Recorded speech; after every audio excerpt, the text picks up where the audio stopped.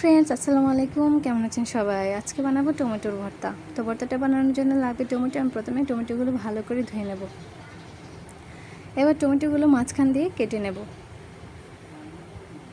আমি সবগুলো টমেটো কাটা হয়ে গেছে। এবার চুলায় একটা প্যান বসিয়ে দেবো, দিয়ে দেবো অল্প তেল। তেলটা গরম হয়ে আসলে দিয়ে দেবো টমেটোগুলো। এবার ঢেকে রেখে দেবো কিছুক্ষণের জন্য। টমেটোগুলো সিদ্ধ হয়ে গেছে। টমেটোগুলো সিদ্ধ হতে বেশি সময় লাগে না। এবার এই পর্যায়ে আমরা টমেটোর খোসাগুলো ছাড়িয়ে নেব। টমেটোগুলো সিদ্ধ হয়ে গেলে খোসাটা খুব সহজেই উঠে আসে। এবার টমেটোগুলো একটু ভালো করে মিশিয়ে নেব। এবার মাঝখানে অল্প একটু তেল দিয়ে দেবো একটা ডিম। আমরা ডিম দিয়েই ভর্তাটা বানাবো। ডিম দিয়ে টমেটোর ভর্তাটা খেলে খুবই অসাধারণ লাগে, খুবই ইউনিক একটা রেসিপি। এবার ডিমের সাথে টমেটোটা ভালো করে মিশিয়ে নেব। পানিটা শুকিয়ে গেলে একটু ভাজা ভাজা হয়ে গেলে আমরা টমেটোটা নামিয়ে নেব। দেখতে পাচ্ছেন কালারটা কত সুন্দর এসেছে। এবার চুলায় একটা প্যান বসিয়ে দেবো, দিয়ে দেবো রসুনের কোয়া। রসুনের কোয়াগুলো আমরা একটু আগে ভেজে নেব, কারণ রসুনটা হতে একটু সময় বেশি লাগে।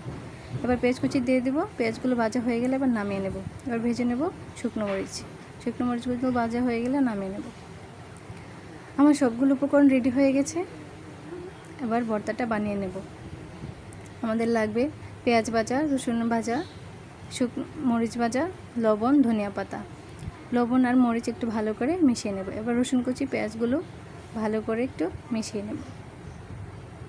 সবগুলো উপকরণ মাখানো হয়ে গেলে এবার আলতো হাতে ভর্তাটা বানিয়ে নেব। উপর থেকে দিয়ে দেবো কিছুটা ধনিয়া পাতা গার্নিশিংয়ের জন্য।